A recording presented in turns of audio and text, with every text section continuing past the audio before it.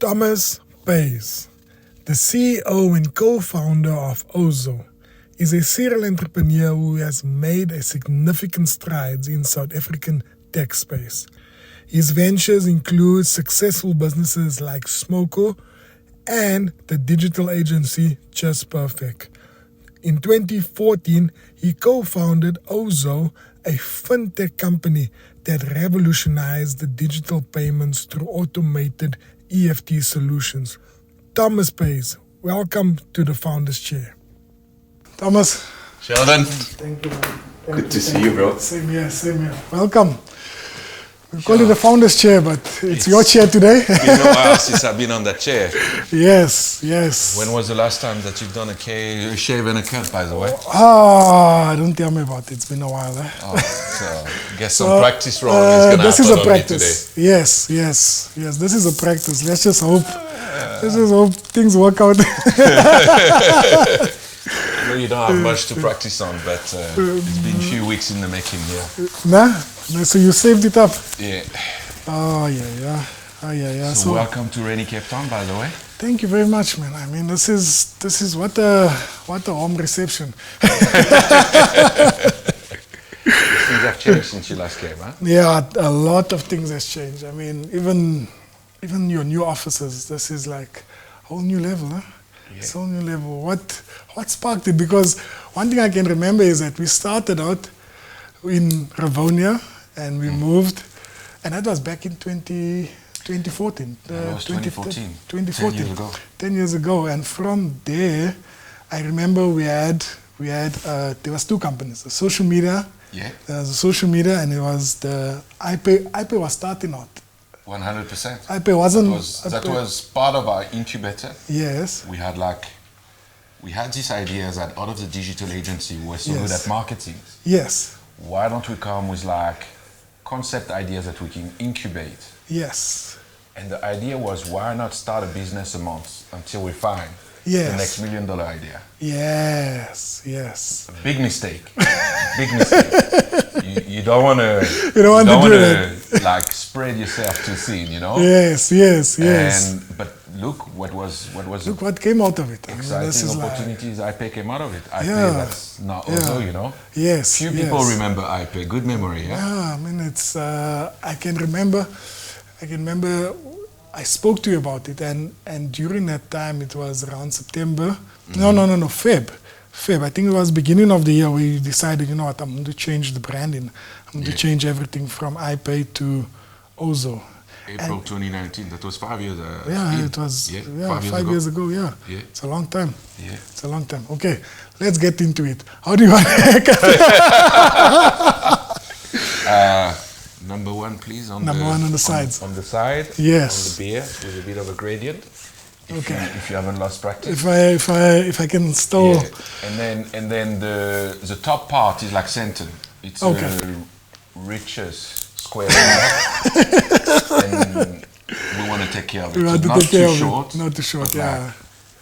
Work your magic. If you can actually add on to it, then why not? I'll give you a good rating. Okay. Please do so. Please.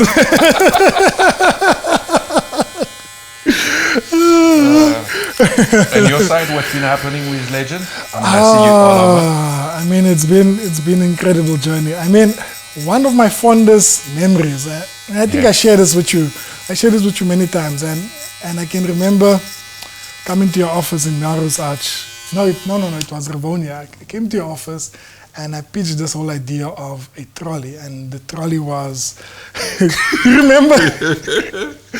And this was back in 2014. I think it was 2015. 2015. So I pitched this whole idea and I'm like, Thomas, I even came with an iPad and I'm like, this is how it's going to work. And I was sitting in your office explaining, and you were looking at me like this and you say, go on. And 30 minutes into the conversation, I'm like, what do you think? And you're like, Sheldon, this is good. I'll give you that. But do you want to do this for the rest of your life? Mm-hmm. And I think that words just changed me. That words right there just changed me completely because that specific words that you gave me actually said, you know what, this is not my passion. This is not something I want to pursue. So, and the thing that you said afterwards, like you could be building legends into the next greatest thing and have stores across. And I only had one store back then, and today we have over 70 stores. So, kudos to you. Well, thank you. Listen to me. Yeah. What an exciting journey. I still remember the day on Father's Day, like 9 Yes. years ago, where I came to actually only one shop that you had. What was the name of that area again? It was El Dorado Park. El Dorado Park. Yeah. Frenchman in El Dorado Yes, Park. in El Dorado Park. Yeah. What an experience. And that was, I actually have images of it. Do you have image? Oh, okay. well, Okay, I'll actually share on the podcast. You're going to be able to see that I had a lot more hair back yes, then. Yes. Talking about back then, Yes. you seem to have gone through a bit of a transformation lately over the past year. What's been the motivation behind this? I think it's the whole, for me personally, it's just especially as an entrepreneur, like you're always like transforming and you're always thinking about how to become better as yourself, you understand? I do believe that us as entrepreneurs need to be top of our game at all times. 100%. And if you're not top of your game, and if your body mass is too high, and so it does become a bit sluggish for you to move around and to make decisions and to have a clear mind. So I think that's exactly it. It's just like being like a top form athlete in yourself as well. I mean, like always I've seen you. Yeah, look, we won't do pictures of me before and after. I think after the podcast, we should actually have a before and after about you. Like the transformation is incredible. Yeah. Look, we've got the same sort of culture at Ozow, which is, we deal with very highly stressful environment. Yes. We need to perform as market leader. We need to make sure that we have mechanism to be able to cope with stress. Yes. So the only really controls that you have is what you put in your body. Yes. And what you do with your body. Yeah. So healthy mind, healthy body ultimately helps you handle the stress. Yes. Helps you also becoming a better leader. So I love what you're saying because it aligns with our culture and it just shows that when you apply that, what ripple effect and it has. And cascading effect it can have on our team as leaders. That's so true. Yeah. That's so true. Tell me, so take me back. I mean, like, who was Thomas in France? Who was the Thomas growing up? I mean, this is like, sure. We all know the Thomas. Yeah, who was the Thomas that's the teenage Thomas that was running around the streets of France? Sure, like memory lane. Yes. So look, I grew up in the north of France. Yes. I was raised by my grandparents. Okay. Like a bit of my background. Yes. My mom abandoned me when I was a year and a half. Yes. So my grandparents ended up taking care of me because my dad financially could not, yes, raise me. Yes. North of France is similar to Soweto. Yes. Not that we were basically mining gold like yes. Egoli, Yes. but the north of France is known to, miners, coal mine, and ultimately spent the first 9 years being brought by my grandparents around, strong moral value. And at the age of 9, my dad decided, look, I think it's time for me to basically take care of you. Is it? Okay, so he brought me back, he brought and you then back I moved to from, my dad is French, so he yes. brought me back from being north of France yes. to a city called Versailles. So if you know Versailles, it's a bit of a sentence city yes. of France, if I may put it that way. Yes. And ultimately grew from the age of 9 to 16. Yes. Look, my dad was an entrepreneur, worked really hard, so I think I learned a lot about the grit it takes. I learned a lot about the absence of a father figure that's trying to make it and be an entrepreneur. Yes. And the commitment and sacrifice that he had to do in order for him to give my sister and I basically a proper education. But provide a kid with as much freedom where he can come up at 9 or 10 o'clock at night and there's no dad at home. Yes. What do you end up with? What do you end up with? Between the age of 9 to like 12 and 14, I was roller skating when it was still cool. Oh. And you know, like it was beautiful because Versailles is a very safe city. Yes. It was an environment really where I formed really great friendship with people who are still my best friend today. Yeah. And ultimately, by the age of 14, you know, started getting a bit more freedom. Got my first scooter. Which back then, you know, you're 14, you get a scooter, you can now branch out of Versailles, you can start reaching Paris. So spend a lot of my time with my friend there. Oh, that's nice. Which scooter? Vespa? Nah, Yamaha B-Wiz, if you know your scooter. You know, the training one. Yes. Look, I was never the academic one. Yes. I ended up going to boarding school from 14 to 16. 16 passed my matric, so I was doing well. Yeah. But then France has a curriculum that's a lot more advanced than anyone in the world. And the difference is like we don't go to school only in the morning. We go to school from like 7:30 in the morning to like 6 at night. Okay. Bottom line, pass matric, continue school. And at the age of 16, before I turned 17, I'm like, I don't think I'm the greatest academic and I'd rather have a shot. Yes. At basically starting my work career. Yes. So started working for, you know, like a cell phone company, selling device and contract. Started basically that taking... was your first job? First job. So I started taking 2 jobs and 3 jobs at the same time. Yes. I'm like, cool. Like, the more I work, the more money I make. Yeah. And I think by the age of 18, I was working like 3 jobs, 20 hours a day, and I'm like, this is not sustainable. And I don't want to see myself basically just being an employee. Yes, yeah. So decided to take a break. Okay. Traveled around the world. Went to the US, went to New Zealand, traveled to New Caledonia in French Polynesia. So got a bit about the island life. Yes. And then by the age of 20, after traveling the world, 21. Yes. 21 and a half, I said, like, it's time to come home. Wow. Came home. Yeah. Moved back to Versailles. Yes. And then I realized I'm tired of French people. They complain too much. After 3 months, I decided I love overseas. I love the experience that I gained from it, and moved to London.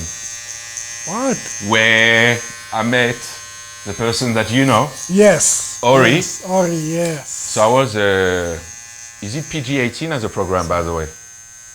You see, there's a lack of practice here. What's going on? I'm not gonna look. Don't look. No, everything is fine. Just watch your blood. So, moved to London. Yes. Actually moved to North Birmingham, Wolverhampton, traveled to Greenwich. I just want to know, how did you meet Ori? I mean, so travel for a few months as part of a group. Yes. And then one day I come and I was transferred to the Isle of Wight. And then I know this is so cliche, but I need to put a disclaimer here. Yes. There's no Indian. That's true. In France. So unless there's tourists. Yes. So I go to the Isle of Wight, come to reception for check-in, get my job, and I come across Ori and I look at Ori. She's like literally 25 years old. Yes. And I literally melted. And I said, this is the one I'm going to wifey. Same time. Like same time, but I didn't tell her, like, you know. So I played it cool. Yes. And you know, if you ever, I'm sure she shared the story with you. Like, yes. I came, I was wearing a suit, my Jordans, and a do-rag. And she probably wondered, like, who is that French guy? Wearing a do-rag. It was like. So the story goes, we're friends, very close friends. Yes. Shares the challenges we go through, and you know, we got very close. And yes. 3 months in, my boss has a crush on Ori. Yes. I got a crush on her. She makes the first move. You know, I'm a bit of a shy guy. Yes. Anyway, and then I ended up getting fired by my boss. Because of? I ended up dating Ori. What? Anyways, there's like 8 South African of us living together, and this is, why don't we move to London? And these were the days. I spent the next 18 months in London with 8 South African, Ori being 9. And it sounds the best time in my life. Wow. And this is where my love for South Africa came about. You gotta understand, I never saw what SA was. You know? Yes. I was one of the few that asked Where Yes. in South Africa? Like which country? Yes, you know? which country? And then got together, moved to France, had our first son, and then Ori was missing the sunshine. She was, South Africa has got something very unique about Yes, the bond that people have with their family. yes, yes. And Yes. in August 2004, she said, let's go for a holiday. Yes. Moved here. She brings me to Sun City. Wow. She brings me on a game drive. Wow. And I'm like, I'm sold. Yeah, I'm so sold. it's like And she everything says, is there, "Look, yeah. I think we should move here." Wow. The part that I skip is like, Yes. as we moved to France, I Yes. finally got my dream job, working for Ferrari, selling the racing car as part of the division.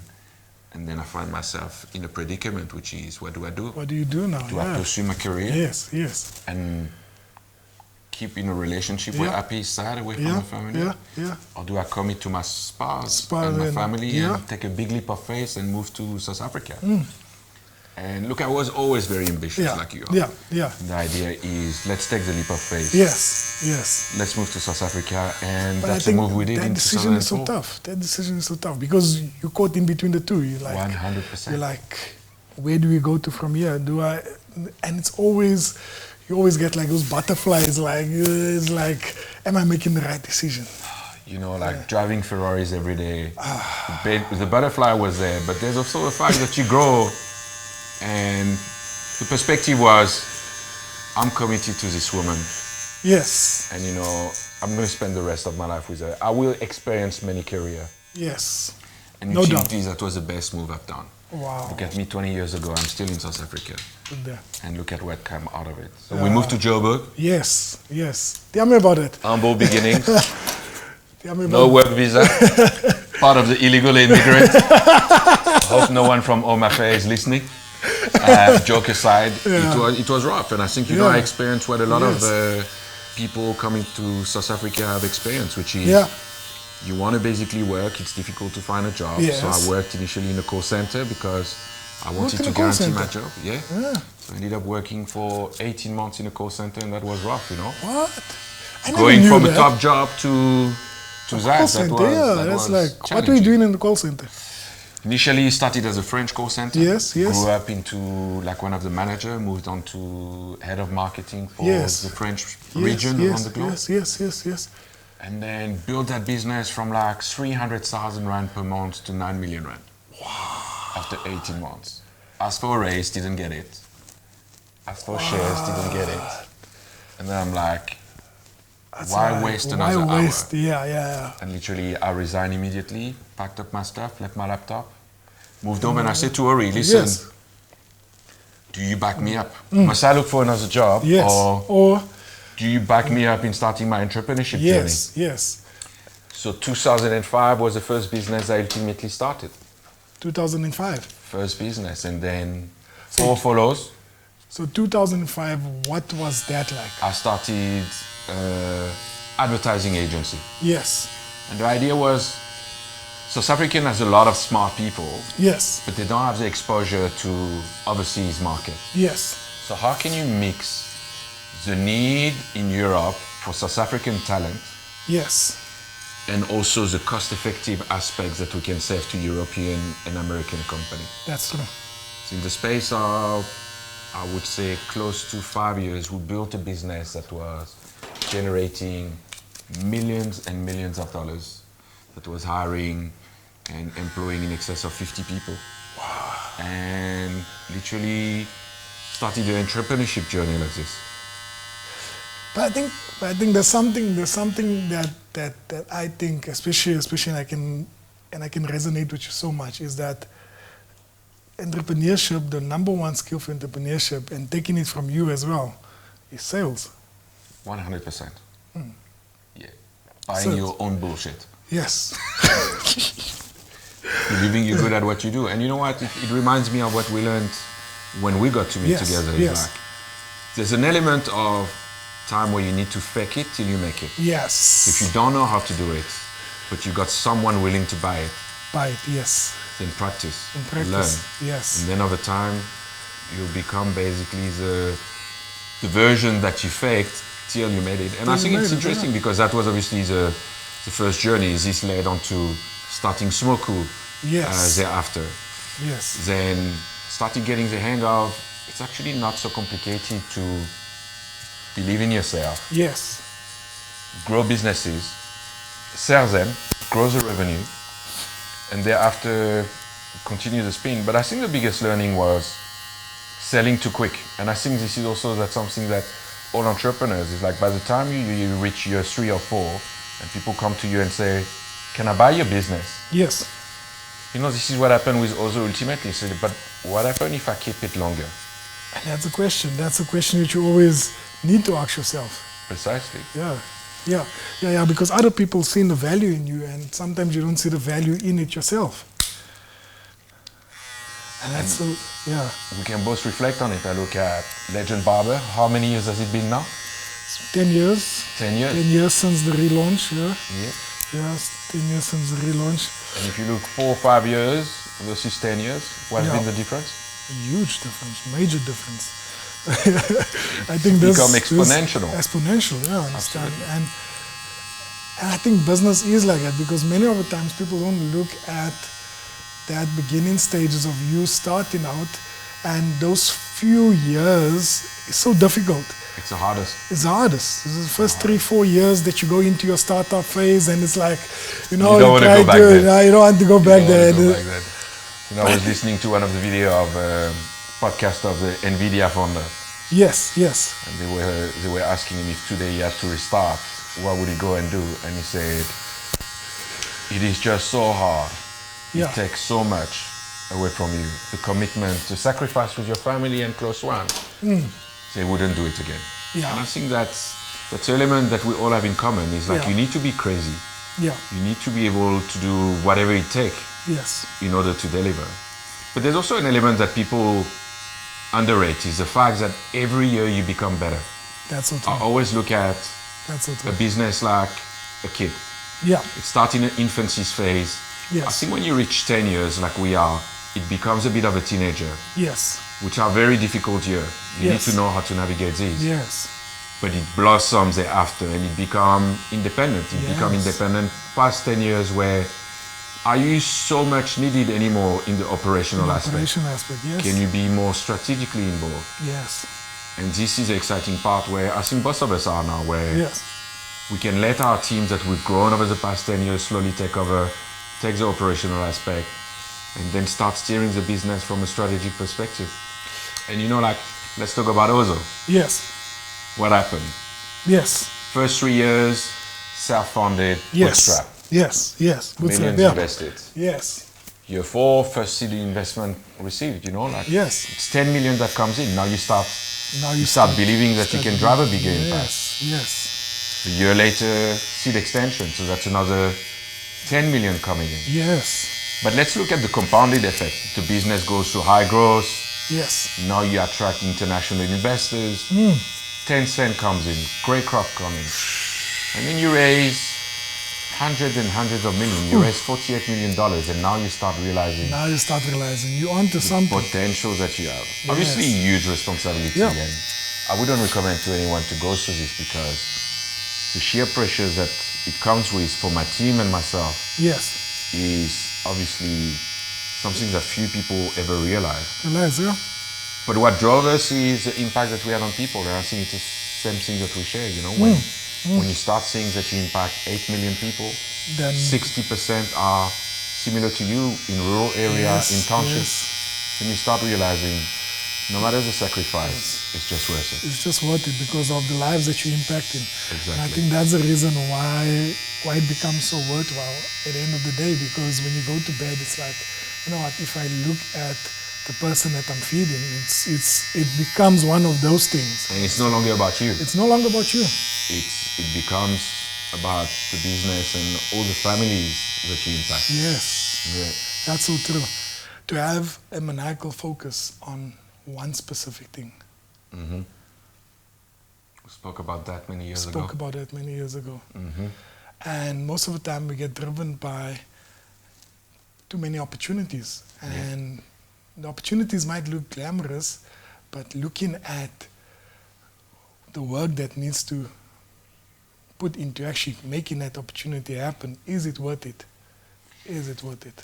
You know, like I call this the gold nugget syndrome. Yes. As an entrepreneur, you start becoming good at enabling opportunities. Yes. So you see a nugget of gold, you start digging. Yes. Then you see a next one, then you start digging. Yes. But ultimately, the amount of effort that you put in versus the reward you collect, unless you are really focused on one silo of opportunity, cannot grow exponentially. Okay. Very few succeed at this. Yes. And this is what happened with Ozow. You know, ultimately at one stage we realized we got these 9 businesses. Which one is going to have the biggest opportunity? Which one is going to have the biggest impact if we look at it over the next decades to come? Yes. And we had to make the hard decision. We said we cannot sustain focusing on 9 businesses and have 9 different baskets. You can't carry 9 different baskets. You can't do that, yeah. But you start looking at it like what could be the compounded effect if I start focusing on one business for the next 10 years. Yes, yes. And that's ultimately when we made the decision, let's sell all 8 other businesses and let's focus on one business. And it was quite a very difficult decision because at the time, you know, we had a digital agency that was making tens of millions of rand in revenue. Yeah. And then we got this business called iPay that makes like literally hundreds of rand in revenue per month. Like we must have been completely insane to believe that we could literally challenge Visa, challenge MasterCard, and the main global and local players from a payment perspective. But you gotta be crazy in order to be able to deliver what people can't deliver. And that's so true. That's so true, because I think that craziness also comes off. And if you think about personally, I mean, like especially with yourself as well. I know that you a Stuart reader, and that craziness is also predictable, in a way. If you think about it, it's just one of those things where you know that you know, but it comes with an excessive learning as to, like, you didn't know anything about payments. You never knew anything about. I mean, like, it wasn't your forte. No. It wasn't something that you knew from a. But eventually, how did you learn that? I mean, that's like one of the. Look, you talk about reading. Initially, everything started with a gap here. Yes. You believe there's a gap in the market. You find market validation, and then when you realize that opportunity, you start educating yourself. You know, like we're blessed to be in an era where everything is available digitally. Yes. Everyone can learn from YouTube. Everyone can learn from Google. And that's how we basically got to gain the access of not going to top universities, but able to gather the sufficient learning and expertise to compete at a local and international level. Yes. To build ultimately what is a market leader. Yeah, because if you think about it now, you're actually competing, like the other day we were talking about it. I mean, like the other guys, you never knew that you could actually surpass the numbers of, I mean, transactions. And if you look at what other guys are making compared to you, and it's just been insane. No, I remember the first time we processed $1 billion a month. We were ecstatic and wondered where to from there. Yes. Then you start processing tens of billions, then you start processing billions in dollars. What? But then it becomes, it's no longer about you. Yeah. You know, it becomes around the duty that you have to serve. So. And the impact.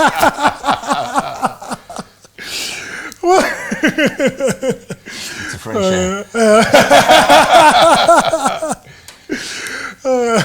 You know, there's a bit of Moroccan in me. Huh? My grandparents are from Morocco, so it's a French hard curls that you're dealing with here. Oh. Don't let it challenge you. Yeah, so you're saying, so what is the ultimate? I mean, like, we know impact is there, but what is the ultimate goal for Ozow? If you look at. You know, one of my inspirations today is what Adrian Gore has built. Yes. If I look at Discovery. Yeah. Everyone knows it as a South African success, but few of us realize how massive it is internationally. Serious? Look at it from China, US, Yes. literally discovery and vitality are scaled around the world as a massive success. Yeah. A lot of South African entrepreneurs that end up basically expanding in other markets end up being highly successful. And we've got the foundation at the base with the technologies that we've built Yes. here. Yes. Next phase over the next 2 years, success is expanding in other markets Yes. and driving the same impact that we have not only in Africa but emerging markets. Look at Yes. Time Bank. Yes. Time Bank is doing now amazing. live in Vietnam, in Indonesia. Wow. There's some of the big companies that are doing the same from Latin America expanding to Africa. Wow. So why stop after 10 years? Yeah. Still young. Yeah. Yeah. You still have it. Precisely. My kids Yeah. are getting in university, Yeah. one after the other. So now it's Yeah. time It's to so nice. focus further on growing the next Yes. chapter of Ozow. Yeah. Yeah. Which I think is really amazing, and what you have built is phenomenal. I mean, like if you think about where we come from, and I know like most of the time we don't reflect. Yeah. Most of the time we don't reflect. We don't have time to. It's And tough. we forget to celebrate the small Get to milestones. so, too. yeah, and I think that's because you're always on to the next chapter, Absolutely. next milestone, and for that I just want to say, such inspiration to many of us. Looking at what you have done, I'm inspired. I mean, like from just watching you thrive and succeed, it's just been truly remarkable. Yeah. Look, thanks, but I think you got to realize that you elevate yourself with the people that you have surrounding you. And I often say that take the average of the people that are around you, and that becomes the average that you become. Yeah. And it's a testament of how we surrounded each other with one another, from you, from our brainstorm class to everyone we shared that journey with, and today YPO as a new chapter. As a new chapter as well. I mean, like you actually got me involved, and I think it's one of the best things that I've done.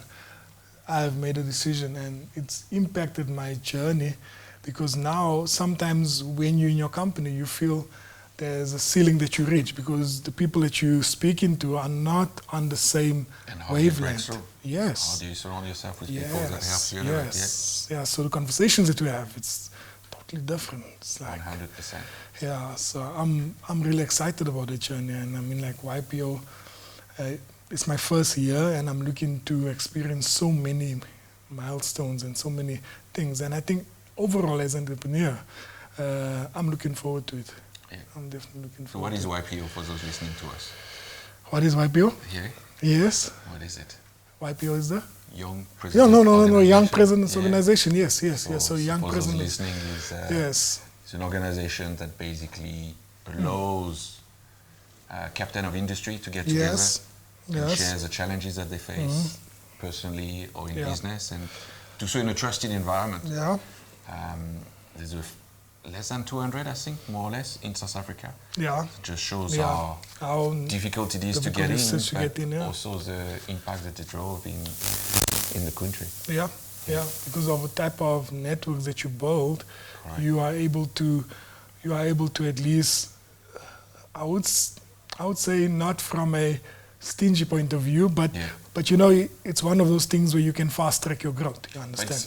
Organization YPO is all about giving back. Yeah. It's all about Yes. supporting one another. Yes. It's essentially built around experience and knowledge sharing, Yes. which is how do I fast track my learning through your past success, but also Yes. failures, Yeah. so that you don't replicate So them. then you replicate it. I mean, like 100%. through YPO, I'm not sure if you went to Harvard. Is that the reason why that also took place? Yeah, absolutely. Yeah. Look, I think YPO allowed me to meet people that made me realize it's never too late to elevate yourself, Yes. to further study. Yeah. Yes, you can go about reading, but what if you can empower yourself with the best university in the world? Yes. So I went to MIT about 5 years ago for 3 years. I went then to Stanford with my partner Lai. Yes. To get to understand from what could we learn from the From Silicon the Valley Silicon Valley, professors and yes, everything. Yes. And then 2 years ago started the journey of Harvard, Yeah. which has been also exponential. Yeah. The more you grow, the more you learn, the more you can impact the people around you and your life ultimately. So And I think if you think about that growth posture, the learning posture, it all ties together, because if you look at great founders are actually excessive stewards of learning. I mean, if you look at Elon Musk, for example, that's always learning, that's always thriving. If you look at, I always look at Sam Walton, who spends so much time in retail, just learning about before he even started his business. We look at Thomas Edison that slept while he was working on the railroad. He used to sleep in the library. All of these things. And I mean, like, if you just study great founders and you look at their journey, they're always looking for a way to develop themselves. Bezos is one of my favorite with Yes. if you look at the journey. Yes. None of them started with the greatest academic background. Yeah. But they never stop learning. They never stop and learning. growing. And I think the biggest mistake that anyone can make is believing that they know enough. Because the older you get, the more you realize you know so little, which is a problem. It's a problem. It's a problem because no amount of degree will actually get you that knowledge. 100%. Because sometimes you think that you got your degree, you got your honors, and now you are done. But it's not the case. Yeah. It's not the case. So how do I look? So I hope you love this cut. I'm just happy there's no mirror here to actually show you. I'll tell you what the wife how said. ugly you look. Yeah, but just give me feedback. And yeah, but I think in closing, please can you just share just few lessons, maybe one line, or if you want to, that could perhaps impact the next founder's life. Sure, there's just so many. Let me give you two. The first one is a lot of people will have things to say about what you do, but none of them will live with the consequences of your decision. Oof. So follow your guts and always take the feedback, but make your final call because you have to live with those decisions. Yeah. And I think the second one is, as an entrepreneur or anyone, we all experience stress, we all experience anxiety. And one must remember that these are only created because of the lack of action. Yeah. So whenever you're stressed, whenever you're anxious, ask yourself, what action must I take in order to not feel like that? Yeah. I think if you follow those two rules, you're on the right track. Oh, thank you. Thank you. Thank you. So you heard it, guys, all the way from Ozow. Thank you very much for tuning into our podcast, and welcome. And thanks for the exit. cat. Or maybe I should look at it first and then Yeah, I'll let just you look know. at it first, but just keep the mirrors away because there's no mirrors here, so just keep it away. It's my first cut actually in a long time. I mean, like I haven't been cutting here. I'm actually a retired barber, if you know that. So well, thanks for coming out of retirement. Okay. Thanks for the time as usual. Yes. Good catching up with an old friend. Thank you very much, Thanks, my friend. Sheldon. Thank you. Let's get it.